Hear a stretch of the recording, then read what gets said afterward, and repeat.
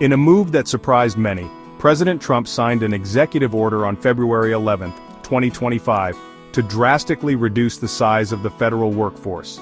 The order, a cornerstone of Trump's promise to drain the swamp, aims to cut the federal workforce by a staggering 15% over the next 2 years. Adding to the intrigue, Elon Musk, the CEO of Tesla and SpaceX, stood by Trump's side during the signing ceremony, sporting a MAGA hat and a determined look. This unusual alliance between a populist president and a tech mogul has sent shockwaves through Washington and beyond. The executive order itself is remarkably broad in its scope.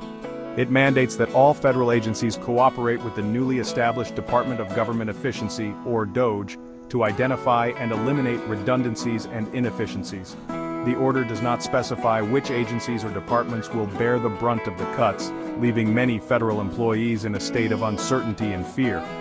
Musk, appointed as a special government employee, a role that allows him to retain his private sector positions while wielding significant influence within the government, has been a vocal proponent of the workforce reduction.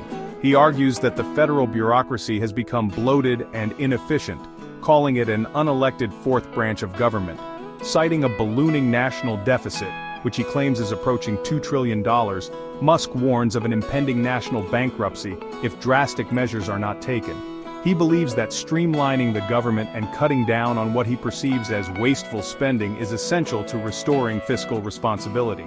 The partnership between Trump and Musk, though seemingly odd, is rooted in their shared belief that the federal government has become too large and unwieldy. Trump, throughout his political career, has campaigned on a platform of reducing government bureaucracy and empowering the private sector. Musk, known for his disruptive innovation and relentless pursuit of efficiency in his own companies, seems to share this disdain for bureaucratic red tape. Together, they present a formidable force for change, one that has the potential to reshape the federal workforce for decades to come. However, their ambitious plan faces significant hurdles, including legal challenges, political opposition, and the daunting task of overhauling a deeply entrenched bureaucracy. The executive order establishing the Department of Government Efficiency, or DOGE, grants it sweeping authority to scrutinize and reform the federal government's operations.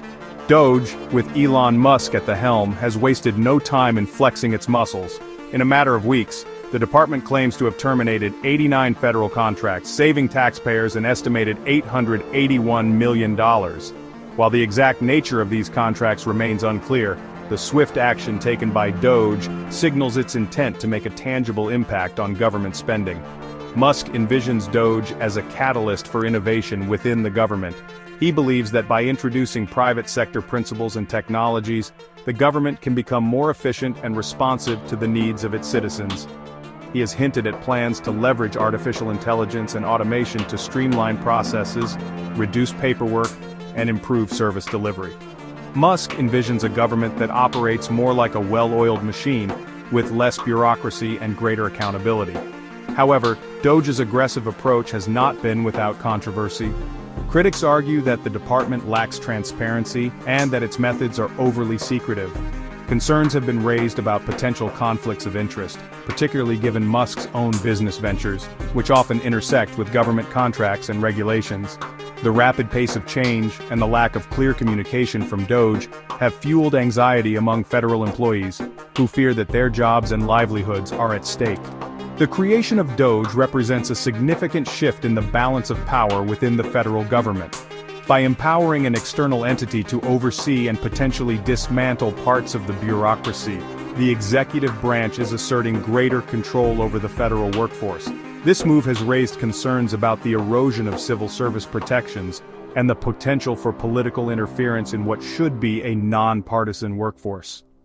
The long-term implications of DOGE's role and influence on the shape and function of the federal government remain to be seen. Trump and Musk's ambitious plan to overhaul the federal government has not gone unchallenged. In the 3 weeks since the executive order was signed, 52 lawsuits have been filed against both the order itself and the actions taken by DOGE. These lawsuits, brought by a coalition of civil rights groups, labor unions, and individual federal employees, argue that the executive order is unconstitutional and that DOGE has overstepped its authority. One of the most significant legal challenges centers around Doge's attempts to access sensitive data from various federal agencies. A federal judge recently blocked Doge from accessing records from the Treasury Department, including Social Security numbers and bank account information, citing concerns about privacy violations and potential abuse of power. This ruling deals a blow to Doge's efforts to root out fraud and waste, as access to such data is crucial for identifying potential wrongdoing. The political response to the executive order and the creation of Doge has been sharply divided along partisan lines.